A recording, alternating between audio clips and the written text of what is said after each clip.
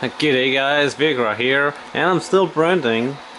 Yeah, figured I'd put a little bit more time into upgrading the machine, and I printed this bracket here, which is exactly the same, except it's got a new provision hole for what's printing right now, which is a coolant duct, and it's gonna hold all the fan instead of being glued with hot glue. It's just gonna be screws, you know. And this bracket is 8mm offset, so it's gonna bring my nozzle this way a little bit. So I'm gonna recover the back of the plate here. I was missing about a centimeter, so I'm gonna recover almost all of it. And this is a bit, and the shape is probably gonna be a little bit stronger, and it's gonna help being more stable. And then after this part, I need to reprint the one in the back because I want to tie into this wheel here, because when I tighten up this wheel here, it kind of bends the bracket, and I mean it's not the best. I mean, if you can bend the bracket, it means forces could kind of tweak it a little bit. So it's pretty important to keep everything square and everything solid. But short of putting linear or slide, can only do the best I can do. So yeah, I'm gonna let that finish up, and we'll see what I created again.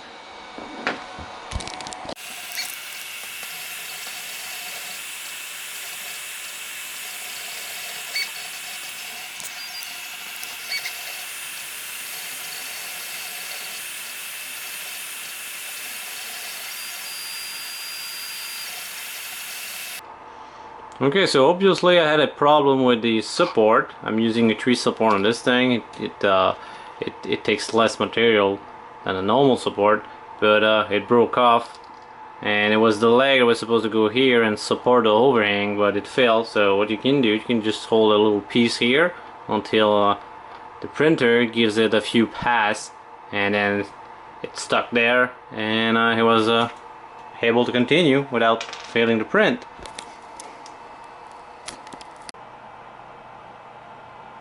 Okay, so this is the tree support from underneath. See, it looks messy, but it looks like kind of like trees, and usually it works great. So might be just on a isolated case. See, it broke off right there. This is the missing pieces, and then it started like printing in the air. So I caught it just in time before the overhang would happen, and I held a little piece as you saw. So I'm gonna clean that up, and we'll see the true shape of this spot.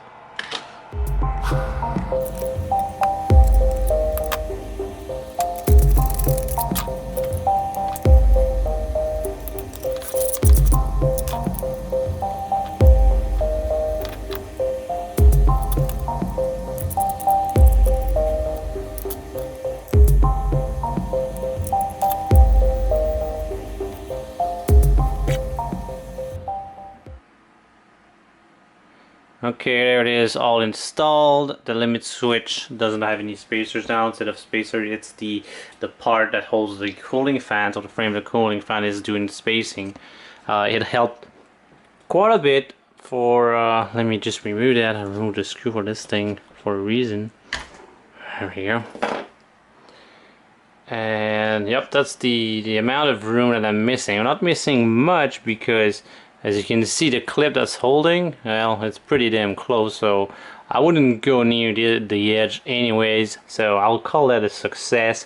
And even if I wanted to move it further, you can see the heatsink is already touching the bolt that's in the plate, the holding bracket. And my holding bracket, unless I make it thinner with a piece of steel instead of a plastic, there's no way to push it closer to this thing. But there's another variation I could do. I could replace these, and then I wouldn't recover the space that's in there, because that's pretty much exactly the same space I could recover here, even a little bit more, and I could get the full bed. But for now I don't have any options other than these clips to hold the bed down, unless I redesign the whole bed. So this will do. And the fan now is blowing in the right spot.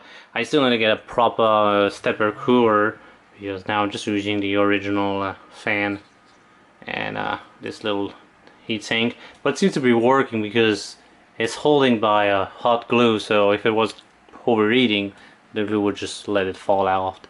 So links are in the description, so feel free to modify it. I'll leave the Fusion 360 file. It's a bit of a mess, but yeah, if you want to mess with it, maybe make it better, cooler. It goes to both sides, like the mitten cooler or the fang thing.